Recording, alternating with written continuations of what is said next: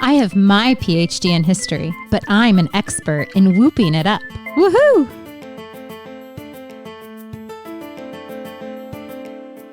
White gloves and dirty documents. That's how this historian gets down. I am JMZ. I'm a doctor, and my prescription is more shade.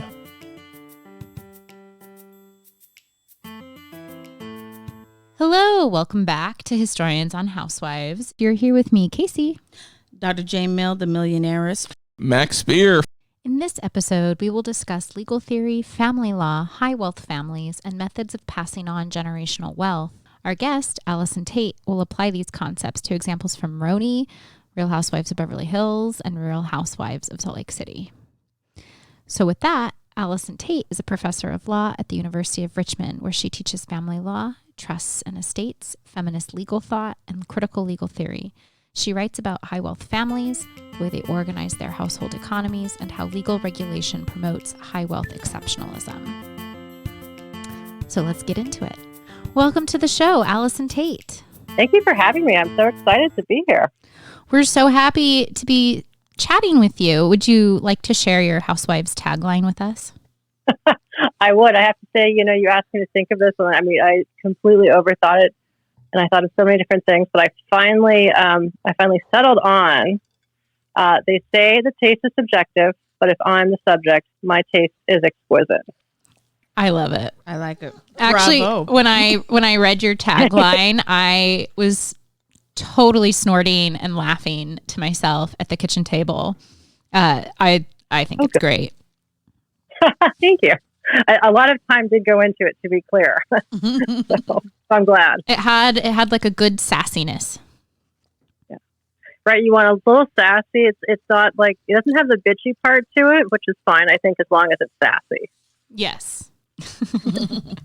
So kind of a cool connection here that we learned about you from fellow Bravo demic, Noah Gwynn, who we interviewed earlier in this season.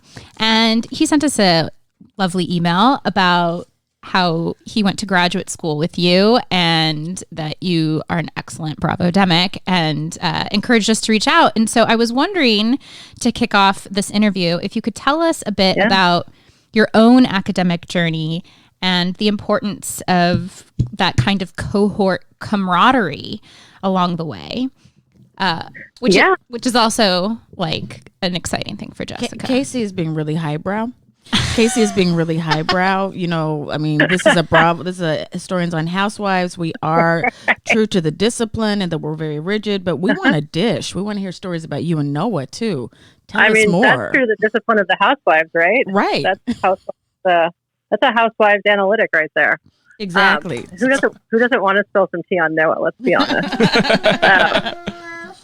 Totally. Okay, so I'll start with the highbrow and then go to the Noah stories. So I guess my academic journey was sort of, I always tell people it was a bit of a checkered path, or a checkered past, I guess. I met Noah in graduate school. I went to graduate school with Noah in the French department, French literature, and I was an early modernist, and we had a great time in graduate school, to be clear, together. And then I somehow ended up in law school. I actually worked for 2 years in between graduate school and law school. And then I ended up in law school. And some of the things that I took some of the things from the French work in French, and I sort of added new things onto it. And now I teach in a law school, which is kind of crazy. It's never where I thought I would be ever. I used to think of law school and think of those poor, sad people who were so boring. And now I teach there. So it's been a journey. It's been interesting. And part of the fun of being being sort of situated in different places and with different cohorts and different areas of the university is meeting all these great people like Noah. I currently work with, a friend of mine from law school. So sort of being with people along the road and being with them for this journey is great. Obviously it's nice to have, at the time, it's nice to have people there just for support, people who are readers, people who are, interlocutors, and people who help you with your work, and people to drink with, obviously. But it's also fun to watch people develop over time and think about the different stages, sort of career stages that Noah and I have been in, and watch people become the great academics and the great people that you knew they were going to be. So that's fun too. I love that. So yeah. So Noah and I had a great time in graduate school. Like, literally, I don't know if anybody ever had a better time together. He used to live right across the street from me. I could actually see him. I could see him from my window. So we would have lots of dinners together, lots of drinks together. His dogs would come over to my apartment and chew up my shoes, by the way. And there were just a lot of late nights, a lot of wine, a lot of cooking. There may or may not have been some activities like in bathtubs and closets and some enemas involved. I don't know. I'm not going to go on. Whoa. That's so Housewives. Yeah. I mean, honestly, it was like a Mexico City trip, except for it was just, in one block of New Haven. Yeah. That's got to be the best moment in all of Historians on Housewives history. It is it's most perfect crossover, I think. Bathtubs, some closets, some enemas. I'm in. I'm hooked. Let's go. Where are we going for the season? Right. I mean, where can you go from there, right? Where can you go? So, but we can go somewhere. So how did you get there? I mean, how do you even follow that? So how did you get hooked on reality TV after that lead-in? Okay, so that's actually funny. So it's so Noah, Noah go to another friend of mine from law school who now works with me, as a professor here also at the law school. He always told me to start watching, this was during law school, start watching The Housewives, and he watched all of The Housewives with two other friends of ours, and they were always telling me this is something I should watch. And, I just thought this was tragic. I was like, God, that's so terrible. If they watch it, I feel so sorry for them. And it was not something I was into at all. And then somehow I moved to New York after law school, and I was doing a fellowship. And I think it was right before I moved down to Virginia, where I am now. And I was very stressed out. And I just needed something to watch. There was a lot of episodes. So I started watching The Housewives. And I started with New York because, as we'll discuss, further on, I think in the episode, I work on high wealth families, and I work on sort of the laws around high wealth families. So I was like, great, I'll learn about some high wealth families. That'll be great. And I started watching New York. And I was like, I don't like this. Bethany schlepping her cupcakes to Stop and Shop. And, this was what was that woman named Alex was on? And she's like, we have $1 million home in Brooklyn. It's that's the median price of real estate in Brooklyn. So I stopped watching that, and I started watching Beverly Hills. And I think I just watched 5 episodes in a week while I was packing. And then I kind of went from there. I went from Beverly Hills to Vanderpump, and I went back to New York. And then it just became, it just sort of grew on me. Do you have a favorite hits list of feminist legal theory and critical legal theory? Where do you recommend people start? That's a good question, too. And I was also thinking about that, overthinking that, because there's so many places to start and so many places to, so many ways, in critical legal theory to go, depending on, what areas of law you're more interested in. Since I'm kind of a property person, things that I always point people toward to start are some of the work of Patricia Williams, who I think is fantastic. And she wrote an essay that I particularly like about on being property. And she's just a beautiful writer. And she, tells the story of, being a person with, a legacy of enslavement in her family, and being in law school, and sort of that mixed feeling and the tension about the two, but just also more generally speaks really beautifully about straddling this boundary between personhood and objecthood. And I think it's really, all of her work is beautiful. I like that one in particular.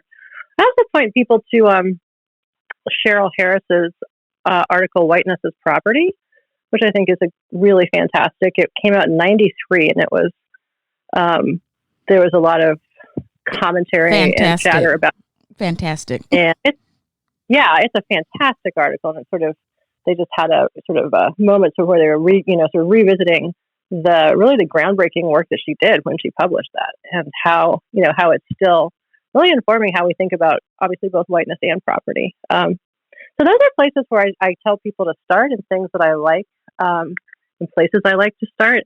I was thinking, more currently, people writing now, there's just a ton of great people. And again, sort of depends on whether you're interested in, decarceration or sort of, families and immigration or whatever it is. Sort of, there's a lot of things. I would point people to, however, sort of an interesting series that has been published they're called Feminist Judgments.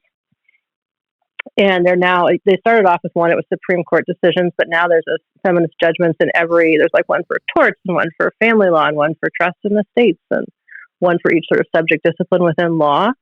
But it's really funny or fun, and I guess sometimes fun in terms of what they do. The project is to take, sort of leading decisions in each area and rewrite them from a feminist perspective, construed broadly.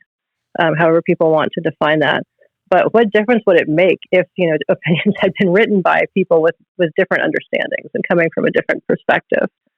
I wrote one and it was really fun. I mean, you have to use sort of like the law at the time and, you can't sort of reach forward, but they're really, really fun. And it just shows you how you could come out with totally different, outcomes, and how sort of the course of legal precedents could have been changed or would have been different with different people thinking about it from a different, vantage point. So I always tell people to look at those as well. Was there a particular source or a moment that kind of caught you and prompted this drastic change in fields that you've gone through? Yeah, so it's interesting because, on the face of it, it looks really drastic and really quite unusual to fit the two together. Somehow in my mind, it was a slow incorporation integration of both together. And what I worked on in graduate school, my dissertation was about household economies in 17th century theater, and the role and the figure of the mistress and the woman in the household as a political metaphor for the sovereign. But thinking about sort of how household economies run, what marriage means in terms of a metaphor for power and sovereignty, and what it was to sort of look at wealth and power within a household and how they transferred from one household to another. So it was really about the things that I'm interested in now too, which is sort of marriage and money and inheritance. But it was all in terms of how it was cast in theater and how we thought about that and what it made us understand, or what it sort of revealed to us about political structures at the time. And so then I started kind of getting interested in legal history, I guess, because I was like, marriage, and what were the rules about marriage, and what were marriage contracts, and who did inherit, did women inherit? And so I started actually looking at legal history. Would an example of this kind of in old literature and drama be something like King Lear? Yeah, I mean that's right. That's right on point with inheritance, right? Absolutely. I was looking at that. I mean, I'm sure there actually are some good articles about King Lear and inheritance. I was looking at mostly about Pierre Corneille and a little bit of La Bruyere, not a theatrical, not a playwright, and Moliere. So a little more French, but yeah, exactly right. And thinking about, and this is sort of looking at salons a lot, sort of like the site and the space of the salon in 17th century French theater, and how it's represented, because it's this completely sort of female dominated, but also feminized space, and how power sort of circulated there. That's actually really cool. It's really cool that you came from theater into kind of a legal framing. I mean, I'm thinking about Jessica Marie Johnson's new book, Wicked Flesh. And have you read it yet? I mean, we can dish about that too. I have not. It's on my list. I'm like, it's there. Yeah, I'd be interested in hearing what you think about it, because she's one of the first people that I read that kind of looked at marriage law and inheritance in a way that related to not just slavery, but enslaved people and free Black people. And I said, oh, well, this is interesting. So Yeah. So it's interesting then that you made this legal overlap. I'm a complete overthinker. So you are in Good. this Same is where page. I'm going with this. I'm a complete overthinker. So now I'm overthinking this, and we'll come back probably at the end and say, so about this theater to law, I have another question. But Yeah, good. I'll be ready for it now. I'm on notice. Okay, great. Let's give credit to a more thought out question versus my rambling. So, can you give us the expert weigh in on what is happening on Real Housewives of New York? Look, we see Dorinda Medley and Sonia Morgan with her family crest. We should go steaming in the hammam. Look at you. I love what you have on here. Thanks. This is really Is this one of pretty. your Look. designs? What is that? You have to do this. This is gorgeous. The shoes are amazing. Those are. Oh, these are mine. Oh, I love. Now I have the shoe collection. Sonia Morgan, New York, by French Soul. And the shoes are beautiful. My daughter's proud of it, and that's all I care. Yes, forever I've been wearing this. The deer's from my family crest. Wait a second. Do you really have a family crest? Yeah, I wear this every day. Who's your family? This is from No, my it's a ex-husband. deer. I've been wearing it since my your marriage. husband's family. Pretty. They're beautiful, actually. But I would feel like an idiot to walk around in Ralph's family's tartan. She's not a Morgan. Her daughter's a Morgan. You don't get a bloodline by injection. Just because you sleep with someone, I mean, my God, if that happened, she would have every title in the book. And then some. Well, whose name do you have? Well, I say Medley. And who's that? That's my late husband. Right, so you kept his name, right? I guess, Isn't yeah. that similar? Not really, no. I don't walk around with the Medley family crest. You have the monogram on your luggage. Is she allowed to have a deer on her slipper? I carry Mrs. Medley out of respect for my late husband. That's different than divorcing someone. I'm just saying for me, I don't feel like an idiot. I go to the family museums in Paris. I'm on the board. They need every Morgan they can get. We're dropping like flies. Speak for yourself, Dorinda, but I feel very comfortable wearing the Morgan insignia. I'm still very much a part of the family and the history, and I have a huge responsibility, and I'm not letting this family down. How is this standoff representative of your work? Does Dorinda have more of a claim to Medley than Sonia has to Morgan? Yeah. Do either of them have a claim? I just love this clip. Like, there's so many things happening in there, right? Like, there's so many things, and actually, like, the sort of like the analytic insight of Bethany is shockingly good.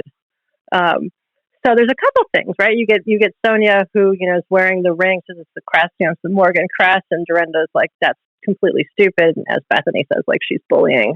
She's just being a bully. She's like, I don't go around with that. And then Bethany, like, wisely says, but you have your husband's last name, and Dorinda's like, well, that's nothing. That's not the same at all. What does she say? She's like, just because you sleep with somebody, right? You're not part of their family. Like, well, that's not the point. Number one, right? The point is you were both married.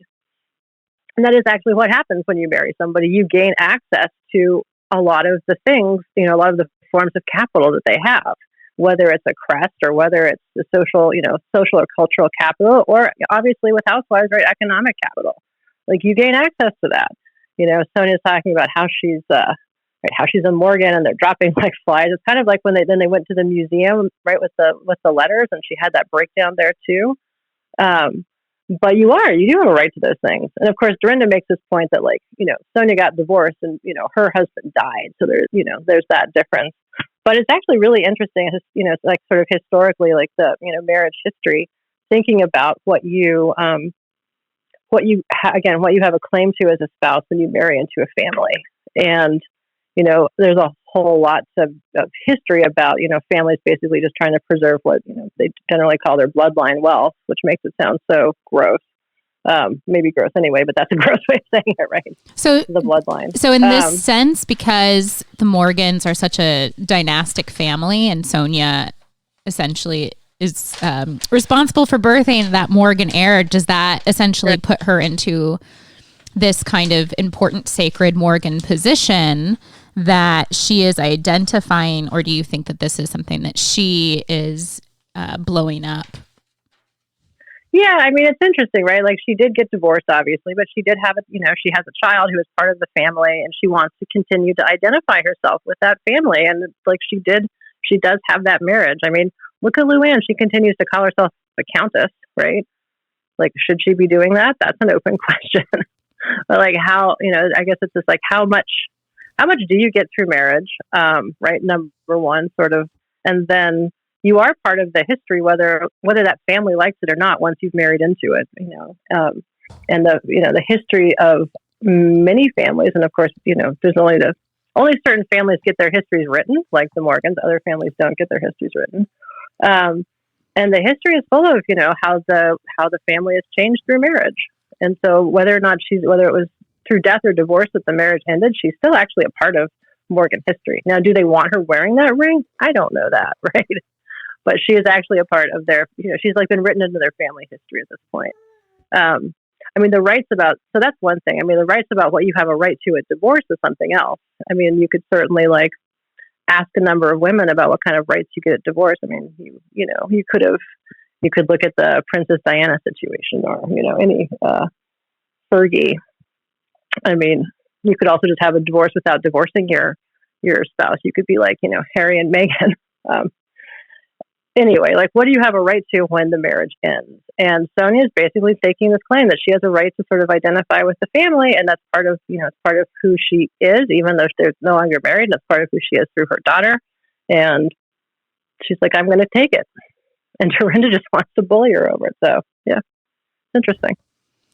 Are family law and divorce law essentially the same? Are they different with areas of overlap? Just wondering how interchangeable those kinds of characterizations are. Yeah. So also that brings up some really interesting things because the divorce law is basically a part of family law. It's one part of several, many parts of family law. It's one that we talk a lot about in family law because there's a lot of cases about it, and this is a lot of what you do if you practice. You divorce people, right? You write prenups and you divorce people.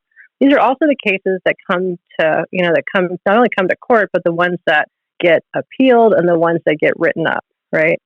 And there's a lot of discussion about this within family law. But why is it that this populates our textbooks? It's because the cases that sort of get appealed, and the cases that are interesting legally are ones that are basically about families with at least some modicum of money to make it into court, right? And to have the resources to fight these divorces. So it is, and it has been traditionally a pretty big part of family law, but family law is also much more expansive, right? It's about, it intersects with all kinds of things. It intersects with immigration, and it intersects with tax law. It's about, child protective services and, who gets to keep their children and whose interest in their children are, who's voluntarily terminated as a parent, involuntary or voluntarily, by the state, right? It's about thinking about those types of things also. And I was thinking about the thing about, about child protective services, and there's, we talk a lot in family law about whose parenting is micromanaged and hyper disciplined and hyper surveilled, right? And obviously, it's usually Black and brown women who live in poverty, and the things that they're penalized for in terms of their parenting are things that if you look at high wealth women, let's just take any of the housewives, they generally wouldn't be penalized for in terms of their parenting. And I'm not going to say any of the housewives. I'm not going to talk about anybody's parenting, right? But this, the things that the going off and being drunk, half of the time would, for another person, right, be a source or the grounds for taking your child away. What constitutes a high wealth family, and what kinds of regulations promote this high wealth exceptionalism? Is this kind of like the estate tax? Sorry. No, so there's actually so high wealth is hard to define generally because we don't have the markers of sort of class that other other Western countries do. We don't have titles or anything like that. So high wealth is generally defined by sort of wealth managers or wealth and investors, financial planners, and they generally define high wealth as families or individuals with they're looking at basically your liquid assets. So outside of your, house, outside of sort of real estate type of, unless it's an investment holding, you're looking at kind of people with liquid assets generally of 25 million or more. And so that's one way of looking at it. That's sort of just a handy way of thinking about what might constitute high wealth. But in terms of like, right, we don't have good ways of talking about class.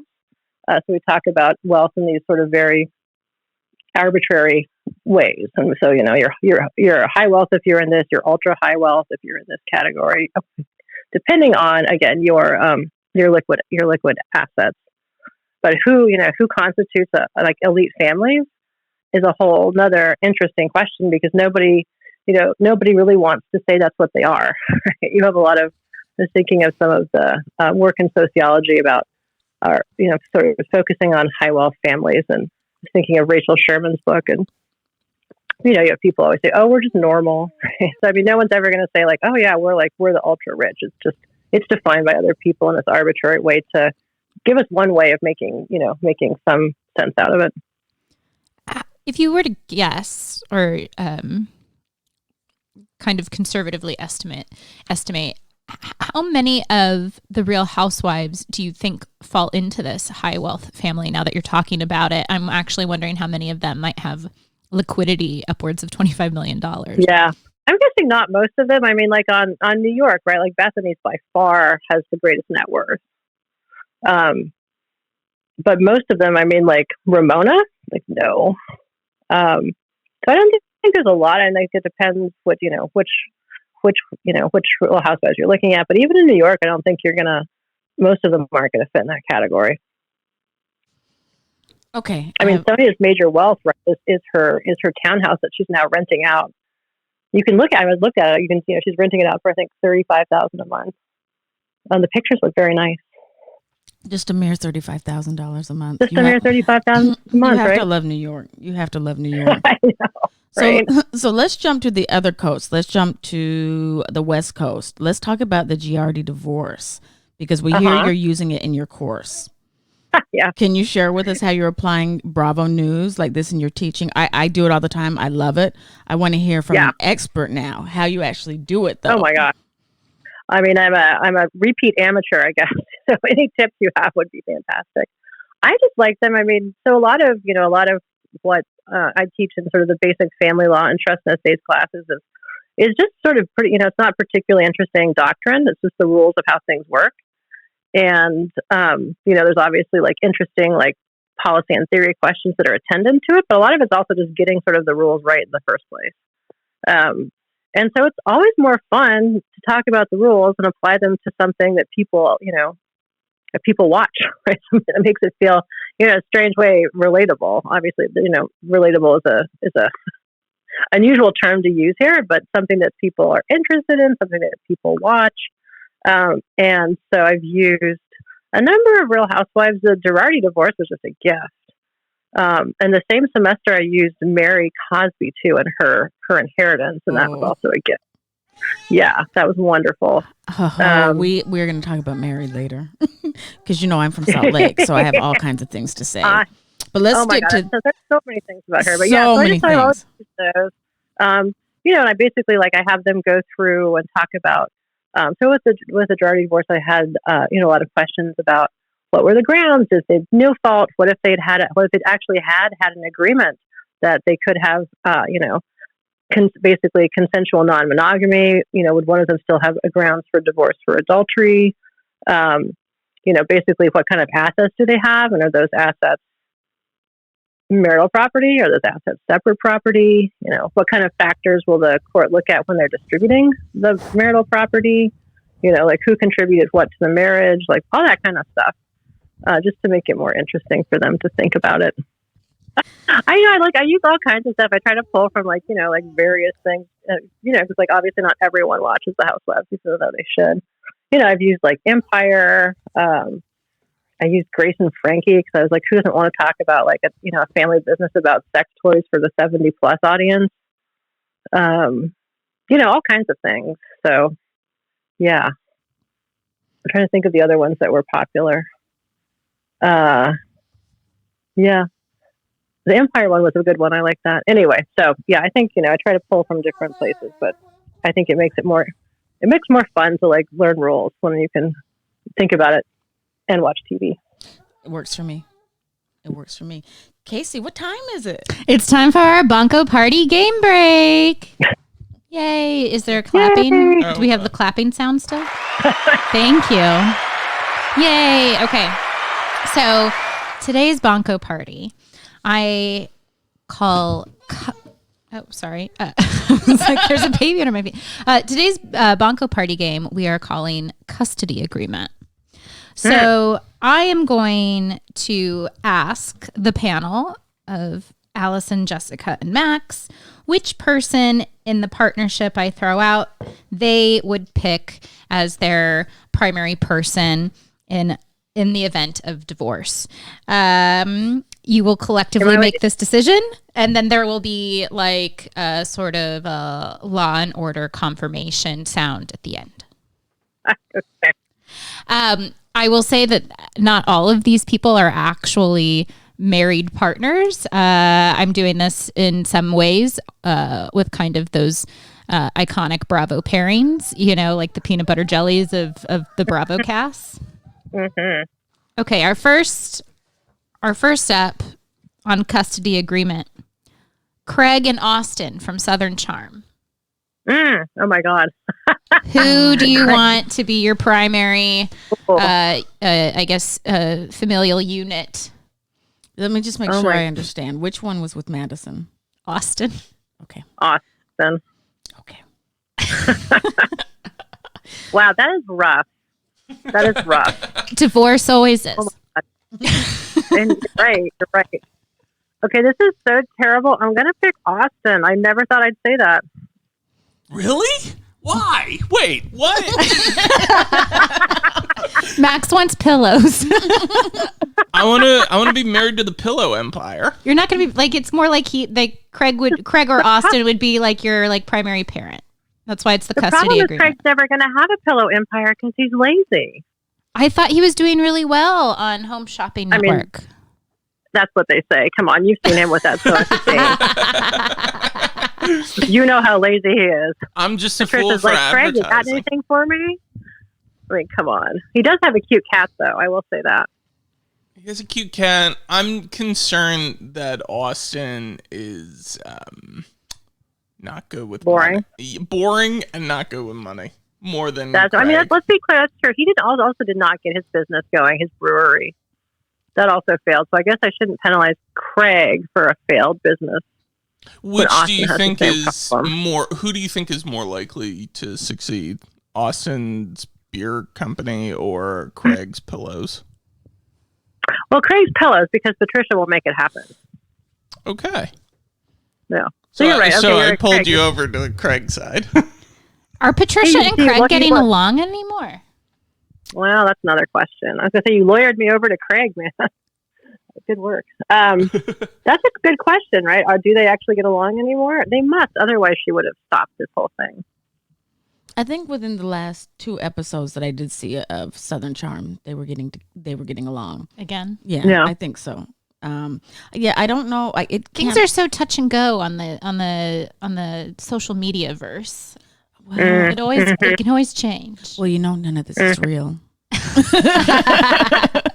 I would just be really... the other thing I'd be worried about with Austin is that he seems like when he gets upset, he spends a lot of time on the couch watching Hallmark movies. He's a moper. Yeah, he mopes a lot. None a knock on Hallmark, but... Craig spends a lot of time on the couch, too, just kind of like recovering from being him. Right? Like, he has to have that personal assistant to, like, order him, like processed meat sticks. Yeah. I'm going to call flag on the play and say that I don't think either one of these are appropriate guardians. I'm thrilled that you went back to an old Bravo game that I did. Did I? Yeah. I think I called it foul on the play. Yes, I did. I'm like so touched. Yes, foul on the play. I will say that neither of these individuals are the right person. Are you going for like that self-emancipation? You don't want to be in this unit? Maybe. I mean, I don't want to become a ward of the state, but maybe one has to. I guess here's the question: like, who would you appoint guardian? Like, I mean, the obvious thing would be Cam, but she's annoying too. I would still probably pick Craig in that situation because I think he would have his assistant take care of the child. Yeah. I'm going to the top. Okay. Andy at Bravo. Bravo, Andy. I kind of feel like there's almost a slight revolt going on here because, like, you guys are making up your own new option. Oh yes, let's stick to the rules. Okay. I guess I just want to say, like, as an experiment, could we just give Shep a child and see what happens? Yeah, sure. Why not? Yeah, we could do that. Okay. I will say that the Max and I went to BravoCon. And I asked Catherine a question, and I thought she was, her answer was fine. And I walked away from the mic, and Shep also piped in with a little story. And I thought, he's really endearing to me at this moment. So for that one moment, despite anything else, despite relationship and everything else, sure, why not? He might be rise to the occasion. Okay, maybe, right? So Shep is going to supervise your visitation. Okay, it's starting not to sound very well. It's starting not to sound very good. So, Craig or Austin? Oh. Craig, I guess. All right, Craig. All right. The court rules, Craig. The next dynamic duo of Ramona and Sonia. Oh God, that's so easy, Sonia. Yeah, Sonia.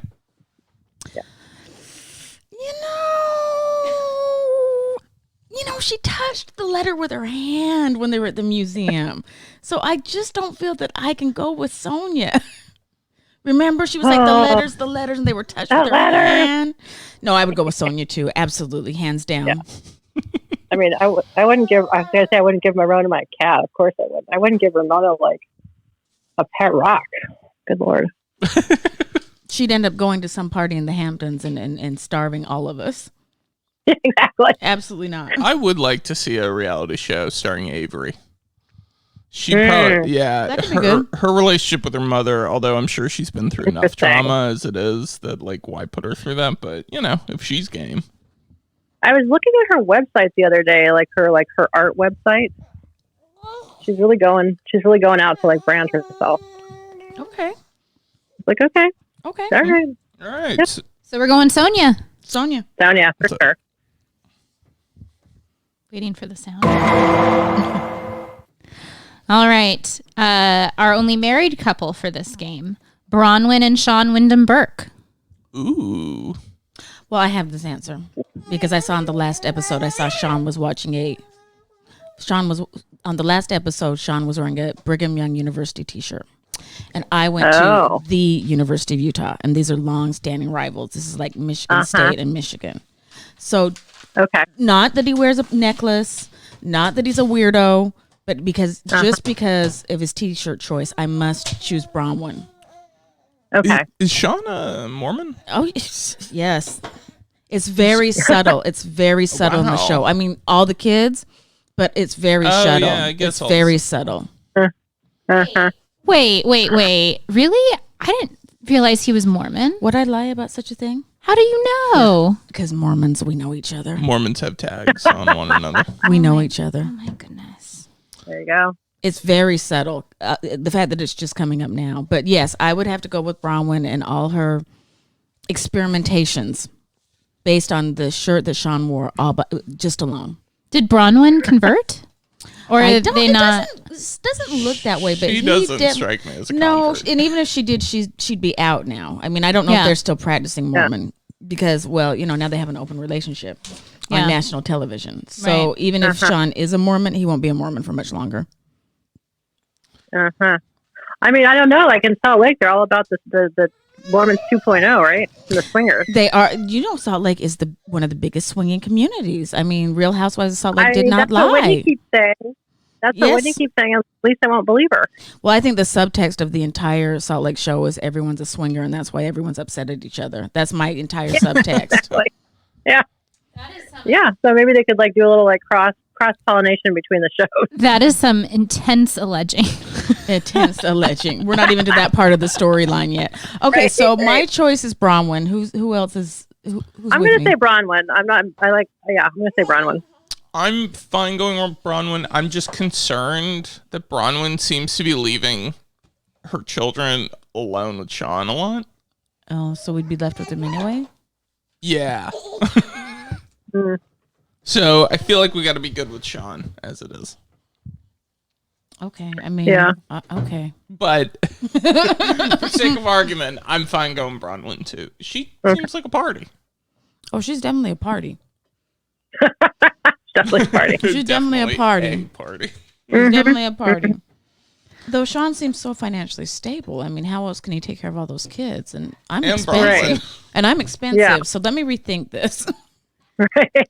I mean, if you want someone to listen to you when you actually talk, maybe Sean. I mean, he seems like somebody, if he got divorced, he would be absolutely like, he would pay his child support, you know, and like she would get a good settlement. So Yeah. like, I don't see financial concerns on her part. So does this mean we're all going with Bronwyn with the caveat that we know we're going to end up reverting to Sean taking care of us? Yeah. Yeah. I think that's. Yeah. I'm good with that. Casey, did we annihilate your game? No, for some strange reason, I feel like the baby is annihilating the game. You can't see this, Allison, but he is like sitting on the table. He is like trying to crawl for donuts and Oh my God, the soundboard. He is like, and I'm just like, am I letting this happen? I'm usually so serious, and I'm just like, I kind of have to roll with it at this point. He has a microphone in his hand. Yeah, I mean, he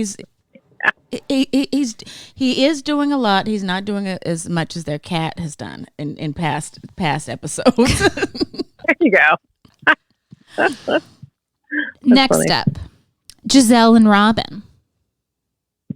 Oh, jeez. You know Oh, what? God. I would actually be happy with either one of them. Okay, you're gonna have to tell me more about that because that is not in my. Well, I do think Giselle is delusional about Pastor Jamal, but she's raised, her kids seem very level-headed, and they're like, yeah, our dad isn't shit, so why are you with him? Robin, I think Robin is a good wife and a good mother, but okay, I think both women suffer from denial about what their relationship is about, but I do think they're both good mothers. I was gonna say, I think all of the children from are just really fantastic. Yeah. What's the controversy with Robin's husband? Yeah. Juan, Yeah. Is he? well, he finally proposed again, so they're engaged again. That's right. On again, off again. And he had an interesting relationship with Michael Darby. Oh. Yeah. I'm not saying, I'm sorry, let me allegedly. Allegedly. Juan did not have an interesting relationship with Michael Darby. Michael Darby had an interesting relationship with Juan. Go back to the scene and go back to Twitter's when Juan actually proposes to Robin. Michael lost his mind. Really? Yes. Interesting. What happened? You go back to the Twitters. Okay. I don't know if it was, look, I might take credit for Black Twitter, but people were like, Michael has lost his mind over this conversation, over this moment. He was not happy. And I don't know if that's because he has dirt on Juan. I just feel that Michael has a very interesting attachment to Juan. Juan strikes me as that guy that's going to be, friendly with everyone. Yeah. Like a guy's guy. So, yeah, what was the question? Giselle or Robin?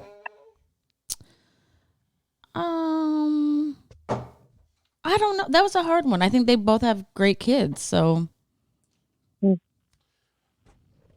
Who do you think is gonna have the most drama attached to them? Oh, Giselle. Really? I feel like if Robin is your prime parent, though, you might not ever get anywhere on time. You're never going to get anywhere on time. Like, you're going to miss your flight. You're going to miss your flight. But I'll tell you what, she, I don't know, Robin to me kind of moves in a quieter manner than Giselle. I get that vibe too. Yeah, she's quieter. They'll both build you fantastic houses. Yeah, I think Robin and I are in the same sorority, so she already inherits me anyway. So there's that. So I have to go with Robin. But I think it's tough. I actually think they're both great mothers. Like I said, I try to make some of these kind of tough. Like, some of them should not be obvious. Look at Max. Yeah, it's a struggle. I don't know. Allison, do you have any thoughts on this? I have to say, like, I'm not a Potomac watcher, so it's like hard for me to weigh in on this one. Mm-hmm. But so I'll defer. I feel like we're leaning towards Robin a bit, but but I don't know if that's the right. I still don't know if that's well, with Giselle comes Pastor Jamal at the moment. Yeah. And he just allegedly had yet another child without Giselle. Yeah, okay. So, Robin. We can't be around that. It's just a lot. I follow him on Facebook and Twitter, so, I'm all with it. And with Robin, or with Giselle, because she's like the pastor's fiance, wife, ex-wife. Boo. That's a lot of like getting dressed up, going to functions. Not just a function, one of the biggest mega churches in Atlanta. Yeah, do you want to be at the center of that? Well, it depends on the day, but no. It depends on the day, but no. No. I've watched Greenleaf. I know how that goes. So are you good with Robin? Yeah. All right. Robin it is. Now let's not get to Robin now. Sorry. There's a lag time on the sound effect. Pause. I'll wait. Pause. It's over. It's okay. Let's not get to Robin and have Allison say, "What? You didn't tell me this, and that." Okay. Heather and Whitney. Heather Dubrow? No. Heather and Whitney, Salt Lake City, the cousins. Oh, that's a good one. Oh gosh. Do you want the full service, beauty spa or not? The stripper pole. Yeah. Well, Whitney lives by my sister. So that would mean I could just run, down the street and see my sister without my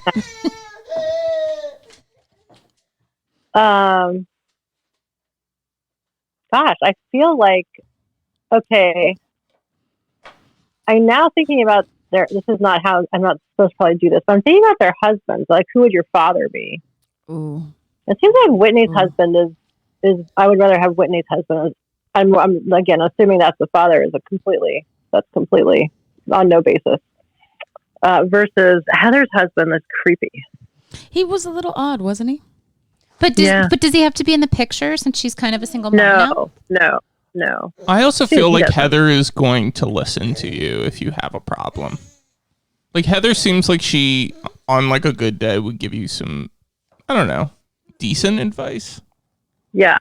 Actually, I feel like honestly they both wouldn't be terrible. Like Whitney's gonna be a fun mom. Is a fun mom. She has kids, I guess. Like she's fun. You'd have like a stripper pole party for your birthday. With Whitney, though, I'm concerned about her connections to the January 6th insurrection. Because she was friends with that person, right? Oh. Yes. Allegedly. Oh. Our super sleuth, Casey, deduced this based on posts. Based on various social media happenings. Yeah, I'm thinking about like how many white supremacists are hanging out around. Well, it is Utah. It is Utah, and I will only speak to what I know. Maybe Heather. Heather would be better. Well, I mean, now that you've like thrown that in there, like, I mean, Heather, right? And she has a spa, right? That's her. Yeah, so like we could get some spa action going. Yeah, she's got a spa to kids, although you have to share it with the three other ones, I guess. Well, the other thing, and then if you have Whitney, then you also inherit Whitney's father. True. I was just thinking about and that.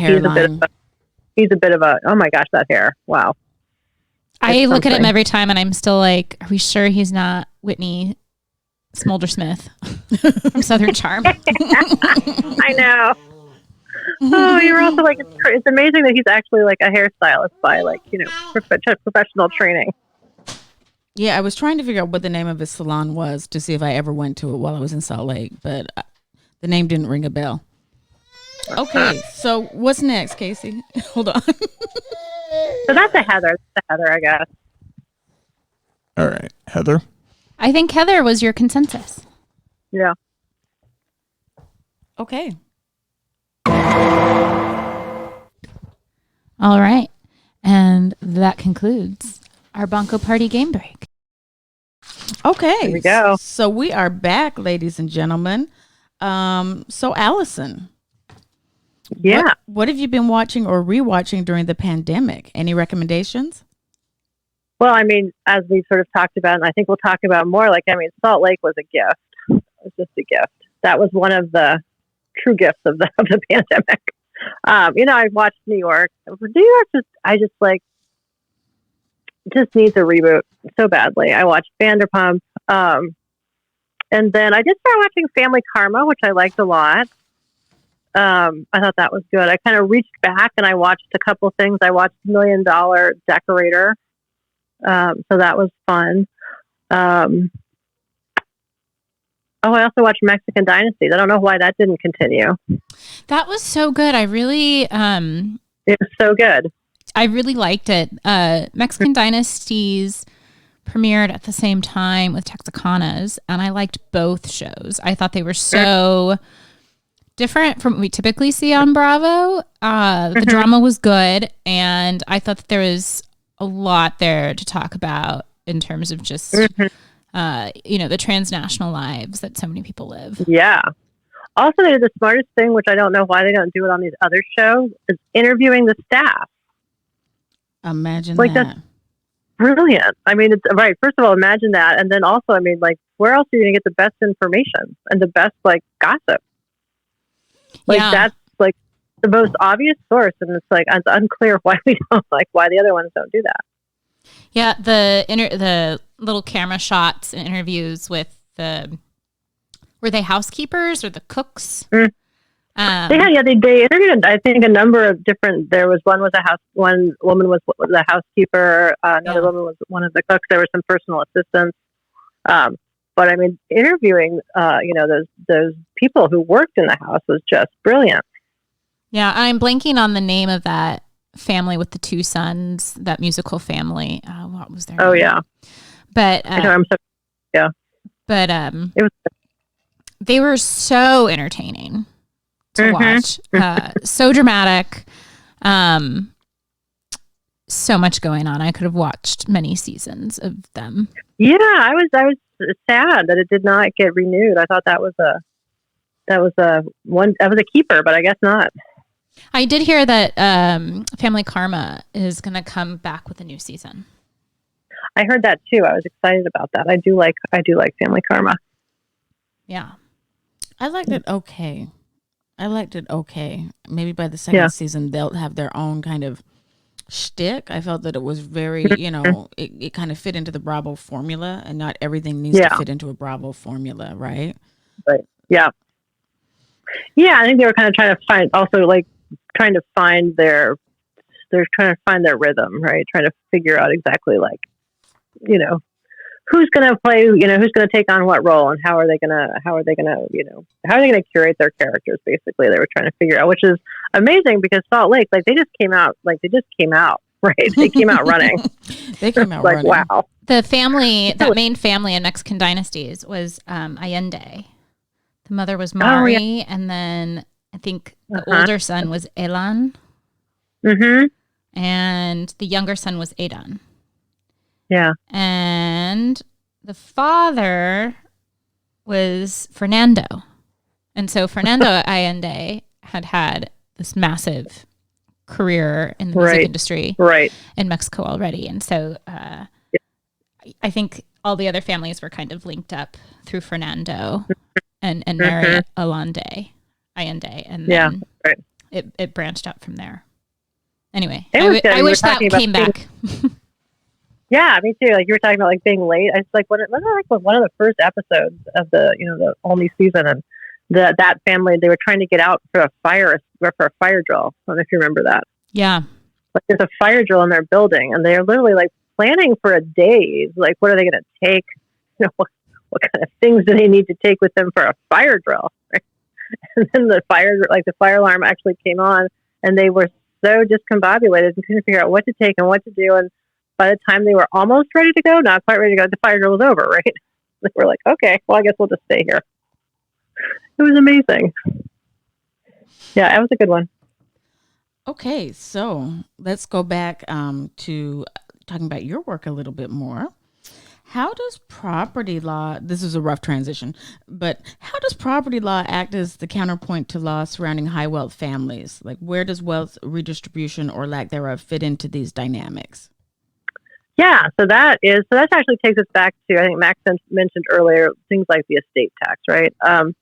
So I think that high wealth, like studying high wealth families and looking at high wealth, sort of the legal framework around high wealth families is interesting for a couple of reasons. I mean, there's sort of the binary moral discourse that happens, the moral discourse around sort of poor families and poverty, and how different that moral discourse is than the one around rich families, right, and high wealth families.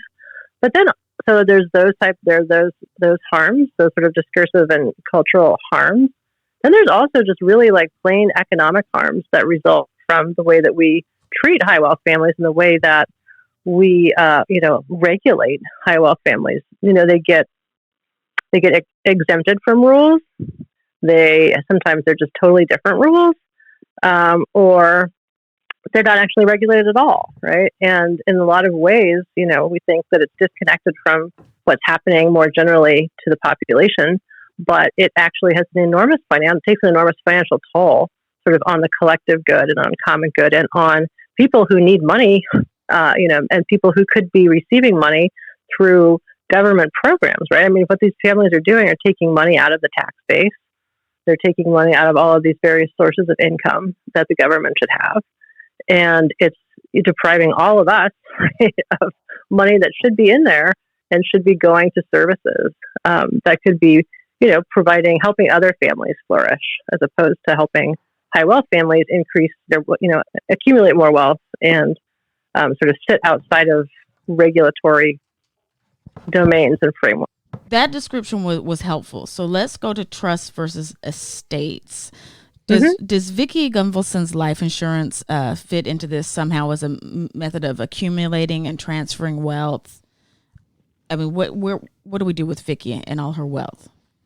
Yeah, so there's kind of different ways of saying it. So trust in estates, right? I mean, this is like all of this is about wealth transfer, and again, like sort of the different rules that are attendant to different forms of wealth transfer.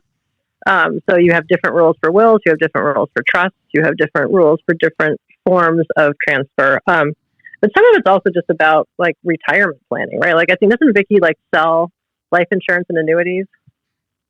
I guess. Is that what she does, Max? I think she does. Yeah, I think that's what she does. Anyway, allegedly. So like some of it's just like, some of it's retirement safety, but some of it's also like life insurance. Again, this sort of comes back to the fact that, if you have a lot of resources, you can plan certain ways to avoid erosion to your capital and to avoid paying high taxes. And so, there's things like life insurance trusts where you put your life insurance in a trust. And then, you save yourself various forms of taxation and you save yourself various forms of sort of, regulatory intervention, and you pass money down without a whole lot of problem. So wealth transfer takes place through a lot of mechanisms, and life insurance is definitely one of them. And, you think about all of the ways that all of these, it'd be lovely to, interesting to know about all of the ways in which these women sort of like manage their money. But, what we can be very clear on is that they have strong financial planning in place that is, and taking advantage of these rules again that sort of give them exceptional, like there's an exceptionalist treatment that they get, and they are taking advantage of it. Okay, so that brings us to Mary Cosby. Yeah. Oh my God. So yeah. So I don't think I have to say one more time that I'm from Salt Lake. Yeah, but I'm so excited about this. Does Mary Cosby provide a good example of family wealth accumulation and maintenance? Oh my gosh, she seems to. I mean, again, like I don't know the particulars exactly of how this has all passed down. I mean, does anyone? Does anyone? Right, exactly. Does she? Probably not. I don't think so. She's like, the will said I had to marry my step-grandfather, so okay. Okay. But clearly, right, like clearly, from what it seems, from what we could tell right on the show, her grandmother has passed down this enormous amount of wealth to her, and mostly to her alone. She might have given some money to other people, but mostly to Mary. I mean, Mary doesn't even know how many houses she has. Right? She's going to build a whole new house because she wants a closet. So she, and the room that she has with all of her clothes, it's just amazing, right? So yeah, she's certainly this is a dynasty at work.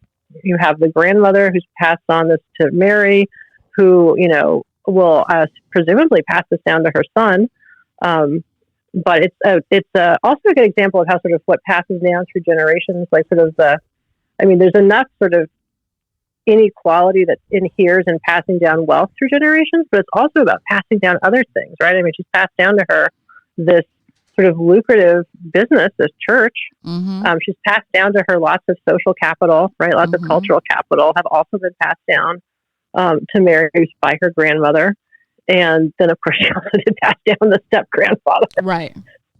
That's the unusual part. So they had, at one point on one city block in Salt Lake City, they had one of the only black hair shops.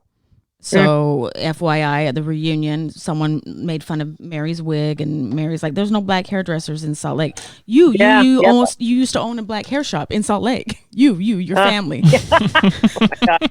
Then they had at some point 2, and then a third soul food restaurant, and then I also think they had a gospel music shop all in the same block, like run right next to each other. So it is a pretty significant dynasty. Yeah, absolutely, that is. That's amazing. And that's it just sounds one like city. It was all built up by her grandmother. Is that correct? Yes. So her grandmother was sort of extraordinary in building wealth. Yes. And now Mary's the beneficiary of all of this. Yeah. Interesting.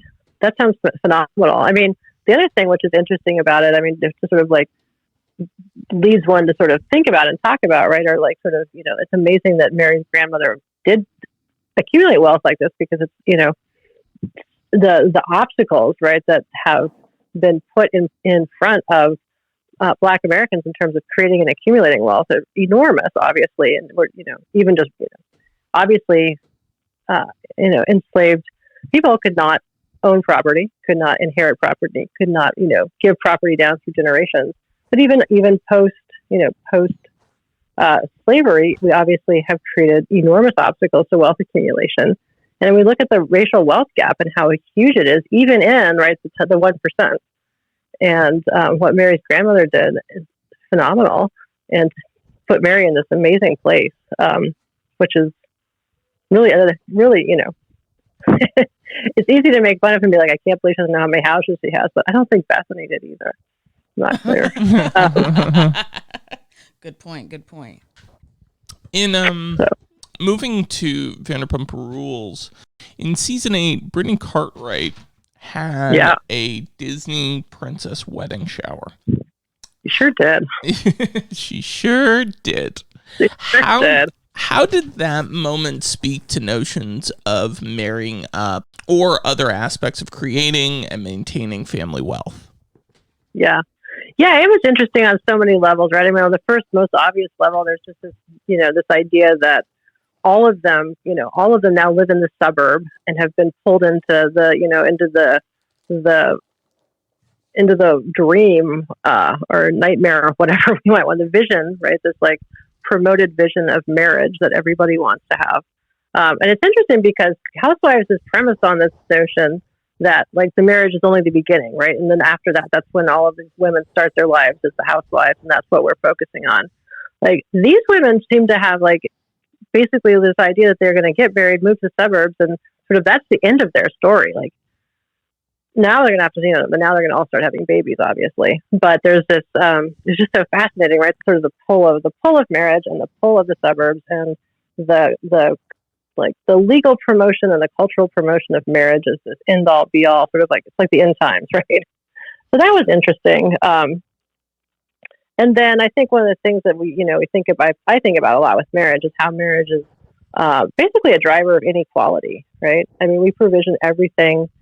We've made a political, legal choice to provision everything through marriage. And so people who are not married don't get some thousand, benefits that married couples do. And, this is obviously what was at stake, in Obergefell and all of the same-sex marriage cases.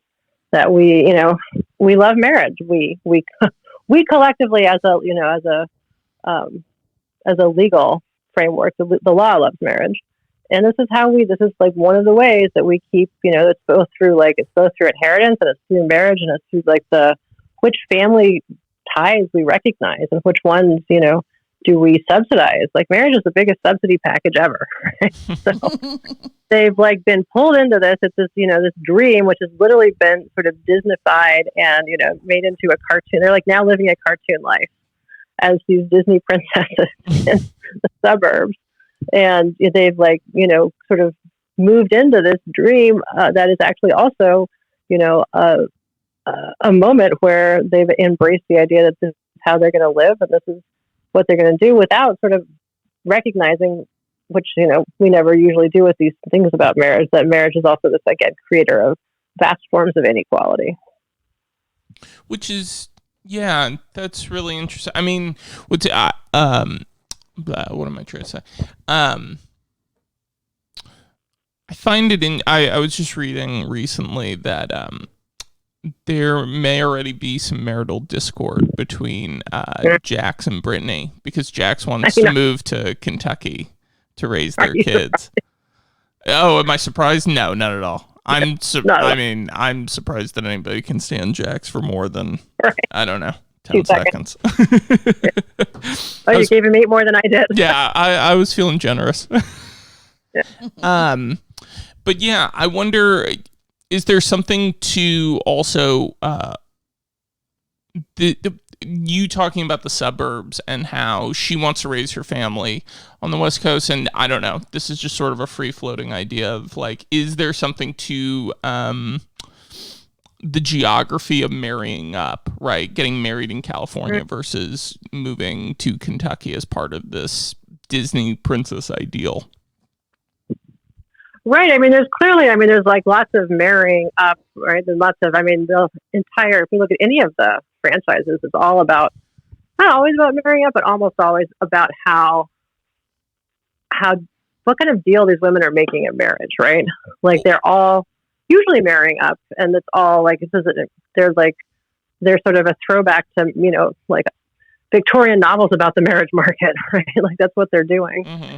Yeah. And it's definitely about either marrying up or sustaining wealth, right? Right. And obviously, like a lot of them too have like done really well. It's not just marrying up, but it's divorcing. They've done really well at divorce. Yeah. Right. Like they've, which is again, it's kind of interesting because the whole premise of most of the Housewives show is that like we're either they're sort of like post marriage in the sense that like we don't hear about the marital relationship. We don't hear about the kids. They might still be married. A lot of them are divorced, right? Or several times divorced. And so we see them sort of moving on to something else, some other phase, but they've all gotten there, right? Generally because they got married at some point. And yeah, it's been a vehicle.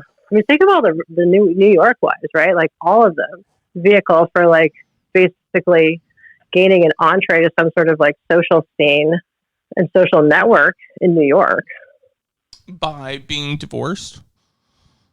By being married in the first place, and then divorce is sort of like, giving them the freedom afterward. Yeah, divorce to me always seems kind of like, especially with Roni, the stamp of having lived a life, right? Like in the way that like Luann talks about going to prison and then like getting divorced and blah, blah, blah. Like it becomes like a way of like, I've matured. I am now, I don't know. It's not marriage. If marriage is like, I'm transitioning into womanhood, and for some of these women, motherhood as well, then it's also like, I'm transitioning into like, to Bravo. I'm transitioning to Bravo. Bravo society. It's like I'm transitioning into the Bravo phase of my life. Thank you very much. Yeah. No more questions. Yeah, right. The second phase of their life is like, I got married. I did that. I like, through my marriage, I gained some sort of, again, like social, economic, and cultural capital. And now, you know what I'm going to do? Not only am I going to like, sell myself and, be a celebrity, I am going to like, they all want to form some kind of vanity business, right? Yeah. Like they all want to now become business women. Like and usually post divorce. Like Bethany really sort of breaks the mold of that, but like Luann, well, of course I give like Luann with her cabaret, Sonia with her toasters. I could just hear the air quotes around cabaret. Yeah. That's a talent to put air quotes around your voice. Yeah, exactly. Yeah, like right. It's like the post wife persona is this businesswoman, and I mean, actually, Salt Lake is like a little bit different. I mean, I'm thinking about Lisa and Meredith and how into their brands they are, but it's still like post sort of children, right? It's like my new thing. The big thing is to be a businesswoman. Yeah, it's very interesting. It's like this, this. I don't know. It's some fetish of like business as a signal that you're not only like capable of creating something profitable, but you're industrious and you're some kind of it signals like a certain kind of intelligence and ambition that they all like. That like marriage kept them from. Like I go back to Tamara and like the way that she talked about Simon, saying that like he always held me back. I was never supposed to just be a stay-at-home mom and housewife, and now like that she's married to Eddie, she's able to also or adjacent to the fact that she's married to Eddie, like she also now runs a gym, right? She has a hemp company. Yeah. Like becoming a businesswoman was almost being hindered by her marriage to a certain degree. Yeah, I mean, look at Heather, right, with her beauty salon. Right, it's like she's like, I could never have done this while I was married, but now I'm not, luckily. So here I go. Right. Yeah. Yeah. And the weird one is Lisa, right, with her kids. I mean, again, this is a little bit different because she's still married, but she's like, I'm a great mother because I'm going to like let my children build this, male beauty product empire.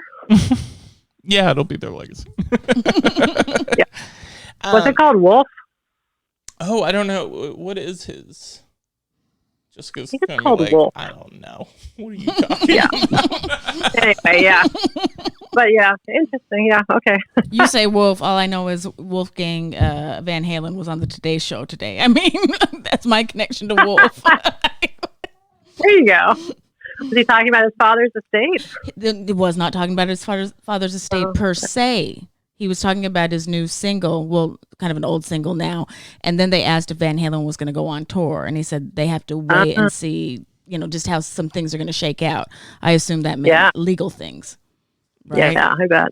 Branding, et cetera, et cetera. So he wasn't talking about it per se, but thank you for bringing it back to the theme of the show, Allison. Great save. Great save. Who would you say is your favorite Bravo celebrity and why? Oh, my gosh.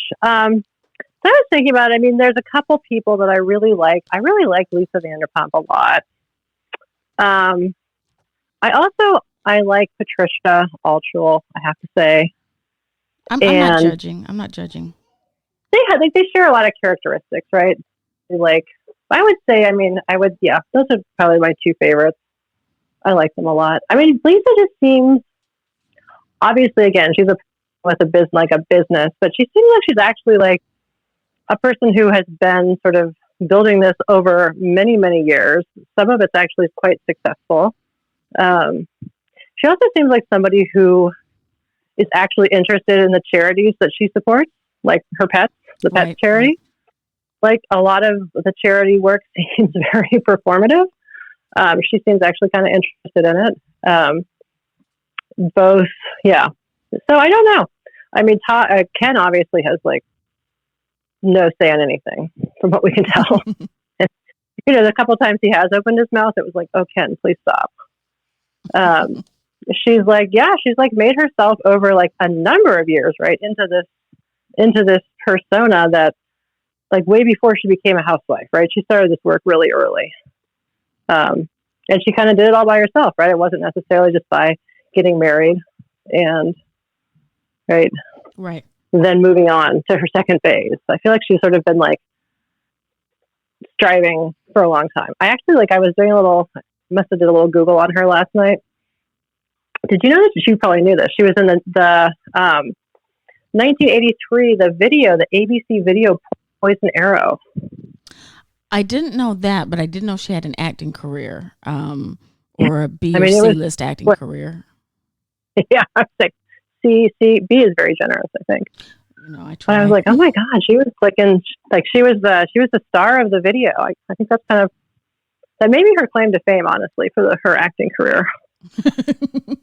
So on that case, Allison, we have had a great time with you. So why don't you tell us what's next for you and what you want people to know about your upcoming work? And of course, how can people get in touch with you if they want to learn more? Sure. Well, this has been like the most fun I've had on a Friday afternoon. It's so wonderful. So I'll be back every Friday afternoon. That's my new plan. Sure, why not? Okay. Why not? We'll be here. Yeah, why not? So what are my future plans? So I'm basically the stuff that we talked about. I am working on a book right now that sort of covers all of these topics, right? Really talks about the sort of the dance between like high wealth families and regulatory frameworks, and how sort of historically and currently, right, there's a responsiveness and a sort of a flexibility or a suppleness to the ways in which these high wealth families manage to reshape laws and also just various forms of regulation to basically to suit their purposes, right? And how like there's a plasticity to both their desires and their strategies to basically capture law and to capture legal frameworks. And so that's kind of what I'm working on, and it's just kind of starting. So it's a beginning stages type of thing. So I'm going to be working on that. Again, so the manipulation of law, exploitation, right, of these various forms of capital by these families, and also sort of trying to bring in, which I think is important in all of these conversations, to think not just about the economic capital that is circulating here and how it circulates, right, the different economies of it, but also the economies of both cultural and social capital. So that's kind of on my agenda, is to be working on that. And what else? How can people get in touch with you? How can people get in touch with me? They can email me. It's just atate at richmond.edu. You can always you can follow me on Twitter, and you can see a lot of pictures of my cats that way. And you can send me registered mail. I don't know if that more probably like a private messenger, I would say. Sure, why not? If I saw registered mail, I'd probably hide from the delivery guy and be like, "Oh no!" Wouldn't we all at this point? It's like, yeah, exactly, right. It's like, "Oh no, it was the Amazon guy. Come back, Amazon guy." Right. But I would love to. Yeah, I'd love to talk about any of these things with anybody and everybody. So get in touch, and that's it. As always, you can find us at historiansonhousewives.com, where you can propose your own episode topic, ask us questions, and send us feedback. You can also follow us on Twitter, Instagram, and Facebook at HistoriansH. And don't forget that you can like and review the podcast on your podcast platform. You can also find us at our Etsy shop, Historians Housewives. This episode was powered by Acast. Thank you, Allison Tate. This show is brought to you with the support by Barbara and Mark Spear, Saddleback Community College, Molly Callahan, Dr. Joaquin Galarza, Kim Bettendorf, Courtney Crow, Lara Loper, Luis Acio de Dios, and the Agipon Foundation. And remember, scholars do bravo too.